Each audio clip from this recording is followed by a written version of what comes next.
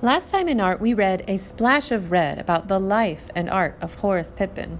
As a little boy, he loved art, but he always had to work very hard. Far across the ocean, a terrible war had begun, and his heart wanted to help. He joined the army and sailed away. "I have not seen the sun in more than a month," he wrote his family back at home. He wrapped his hands around a big rifle. Planes droned overhead, shells exploded, gunfire rattled through the night. One day, a shot rang out. Horace felt pain in his shoulder. He was hit. Many hours passed before help came, and he was glad to be alive, but the bullet badly damaged his arm. After the war, Horace came back to the United States and met Jenny Wade. She was a great cook. He was a good eater, so they were a great match. They settled down in Westchester, Ohio. Horace was 32, big and strong, but because of his injured arm, he couldn't find a job. So he did what he could. He umpired baseball games, took neighbors' children fishing, and helped deliver clean clothes for the laundry business. But Horace still was itching to draw. He saw so many textures: lacy white curtains, a splash of red geraniums blooming on a step, a yellow cat sprinting down an alley, deep green vines spiraling up a wall. He was too weak to lift his arm, but he picked up a poker and realized he could draw. Holding his right wrist with his left hand, he made a picture. With practice, his arm grew stronger and his hand was steadier. Maybe now I can try painting, he thought.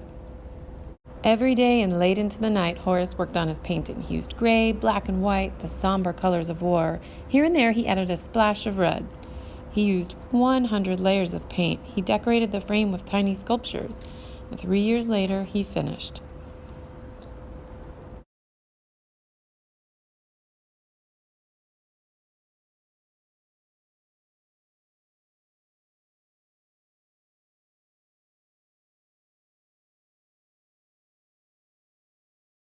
Now new ideas came to his head. He painted the milkman and his wagon, women working in the kitchen, children playing games in the yard, cotton fields, log cabins, John Brown, Abraham Lincoln, war scenes and Bible tales, men singing on the corner. He hung his paintings in a shoe store window. People admired Horace's paintings, but no one bought them. Then the president of a local artist club saw his pictures, and they thought they were very Finally, good. They said, "You should have your own art show." Horace could hardly believe it and shook hands with the men. When they left, he celebrated with Jenny. People came from all around to see Horace's paintings. Magazines wrote articles and reporters took photos. An art dealer told Horace he would help him sell his work.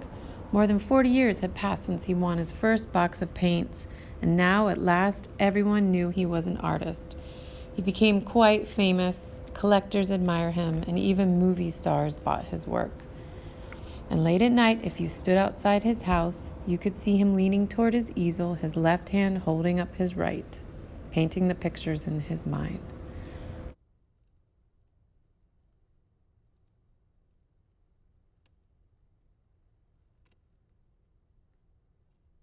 Here is a beautiful still life living room painting by Horace Pippin. We see 2 empty chairs and a plant. This room has a lot of feeling in it. There's people, there's family, there's home that we think about when we see this picture. Sometimes when we look at a room, we can imagine who lives there. This room has chairs, flowers, statues, and a window we can look out. Who do you imagine sits in those chairs? Who do you imagine looks out that window? What other details do you see in this painting? We are going to make art where your family is represented in the room. This picture features me as the orange chair, my husband as the dad, the teal green chair, and my daughter is the vibrant green fresh plant in the center. I made simple pieces of a room, and this isn't my real living room, but instead it's a representation of family, of home. In your picture, you get to decide what furniture your family is going to be.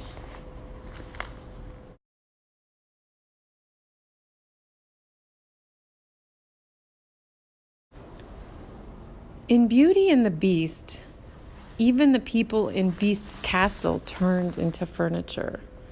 You could tell the personality by what kind of furniture they turned into. Here's another character from Beauty and the Beast. You can tell a little bit about him by how he looks and how fancy he is.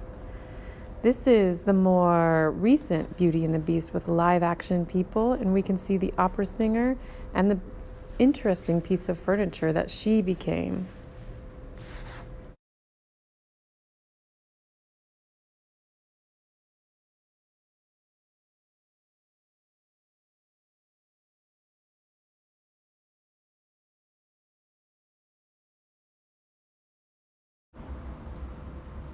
So think about how our rooms show so much about us, what we have on the walls, and think about how furniture sits and can be so nicely painted. In a little bit, when you go to your seat, we're going to try making a piece of furniture together. I make 2 bumps, put some lines across, and then from the tip of one bump to the other, I cut the back of the chair. Pretty easy, right? Let's try another kind too when we get started. Try a bending out bump. A line connecting the bottom, another line, and then a third line for the cushion top. Then make your shape from one bump to the next for a chair. All right, we're going to go to your chairs and try it soon.